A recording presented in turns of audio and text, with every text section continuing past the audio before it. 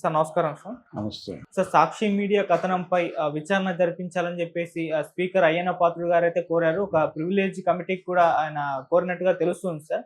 మరి అసలు సాక్షి మీడియా ఎటువంటి కథనాలను ప్రవేశపెట్టింది? దాని మీద ఎందుకు ఇన్వెస్టిగేషన్ చేయాల్సి వస్తుంది? మరి దీనివల్ల ఎటువంటి కాన్సిక్వెన్సెస్ ఫేస్ చేయాల్సి ఉంటుంది సార్? అంటే ఆ మధ్య వీళ్ళు అసెంబ్లీ సభ్యులకి అంటే ఎమ్మెల్యేలకి శిక్షణ తరగతులు అని నిర్వహించారు. ఓకే. అది వాయిదా పడింది, తర్వాత జరిగింది. ఇలా దాని మీద ఆ వ్యవహారం మీద ఒక కథనం ప్రచురించింది సాక్షి.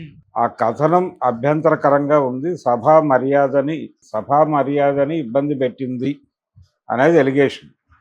ఇది ఎమ్మెల్యే జయసూర్య, నందికొట్కూరు ఎమ్మెల్యే, ఆయన అయ్యన్న పాత్రుడు గారి దృష్టికి తీసుకెళ్ళాడు. తీసుకెళ్ళిన తర్వాత దాని మీద ఆయన ప్రివిలేజ్ కమిటీ మోషన్ చేశాడు. చేసి దీని మీద చర్యలు తీసుకోండి అని. అంటే చర్యలు తీసుకోవడం అంటే ఎలా పిలిచి మందలిస్తారు, అంతకుమించి ఏం జరగదు. కానీ ఈ కథనం వాళ్ళు పెట్టిన హెడ్డింగ్ మీద అభ్యంతరాలు ఉన్నట్టుగా కనిపిస్తుంది. శిక్షణ తుస్సు, కోట్లు ఖర్చు అని చెప్పి ఏదో హెడ్డింగ్ పెట్టారు వాళ్ళు. ఓకే.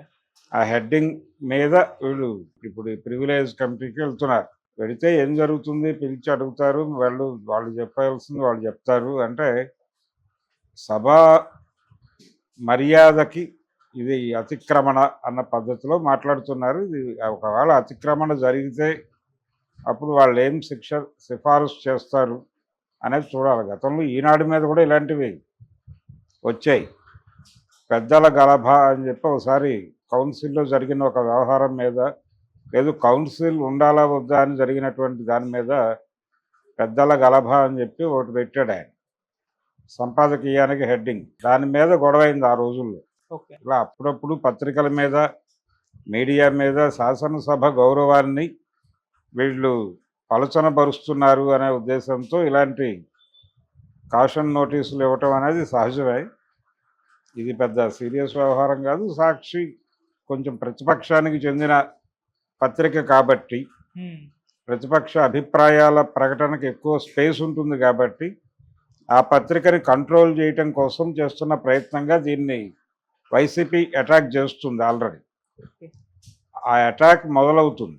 మొదలైన తర్వాత వీళ్ళు దానికి ఏం సమాధానం చెప్తా అంటే, ఒక రకంగా ప్రతిపక్షం చేతిలో ఒక ఆయుధం పెట్టడమే. ఇది పత్రికా స్వేచ్ఛకి భంగం అని చెప్పి వాళ్ళు జాతీయ స్థాయిలో గొడవ చేయొచ్చు. జాతీయ స్థాయిలో గొడవ చేసేటువంటి ఒక అవకాశం ప్రతిపక్షానికి ఇవ్వటం అవసరమా అనేది జయసూర్య గారు ఆలోచించాలి.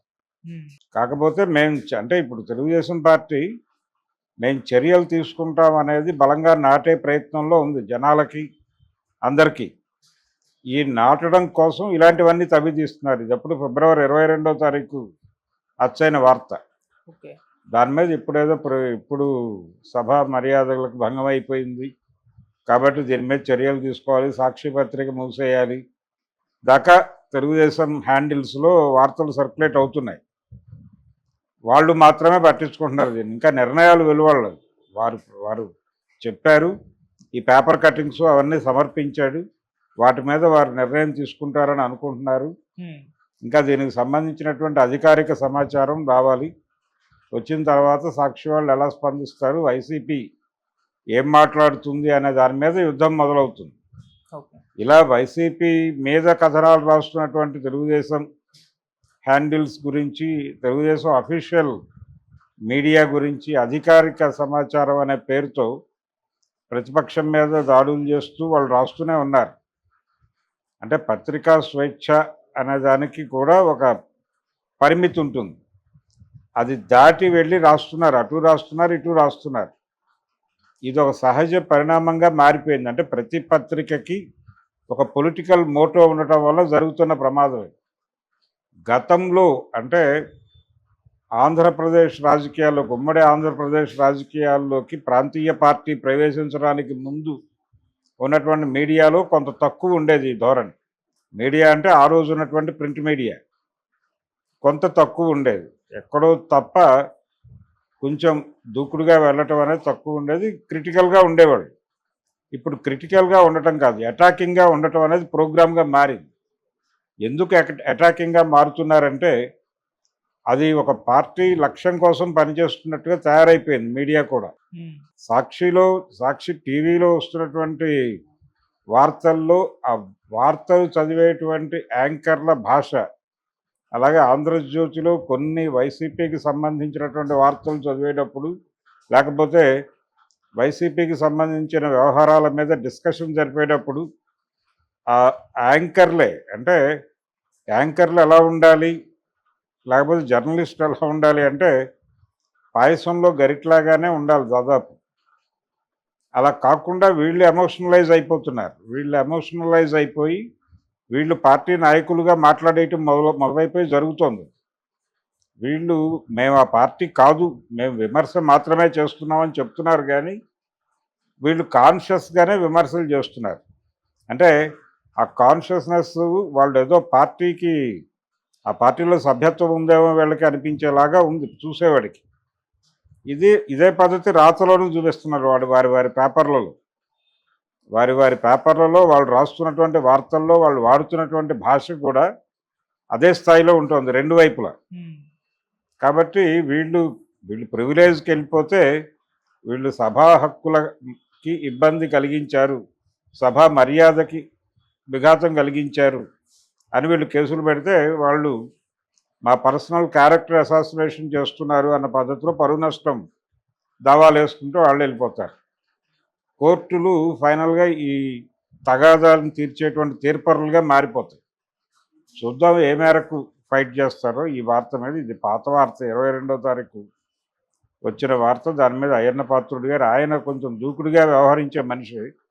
స్పీకర్ కూడా నిజానికి కొంత అంటే తటస్థంగా ఉండవలసినటువంటి ఒక పోస్ట్ అది. కానీ అయ్యన్న పాత్రుడు నేచర్ తటస్థంగా ఉండే నేచర్ కాదు.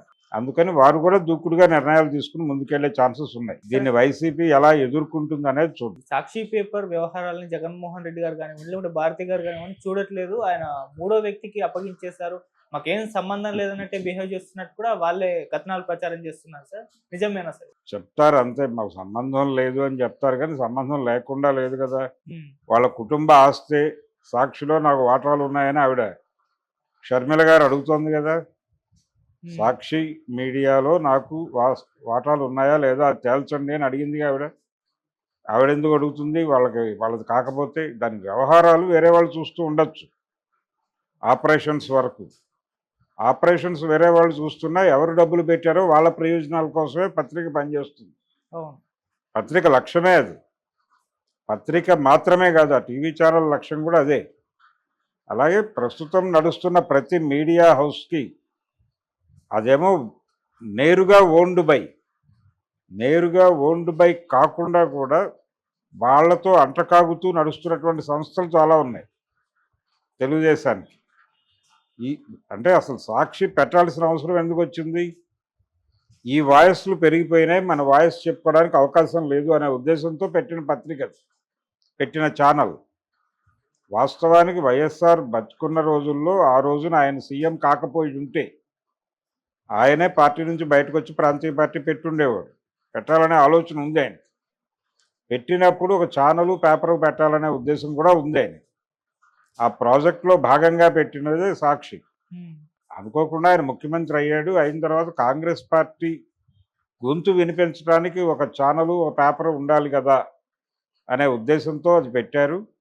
అనుకోకుండా ఆయన మరణించటం, ఆయన బుర్రలో ఏదైతే ఆలోచన ఉందో ప్రాంతీయ పార్టీ పెడితే దాని గొంతు వినిపించడానికి ఒక పేపరు ఛానలు అనేది వైఎస్ఆర్సీపీ విషయంలో నిజమైంది.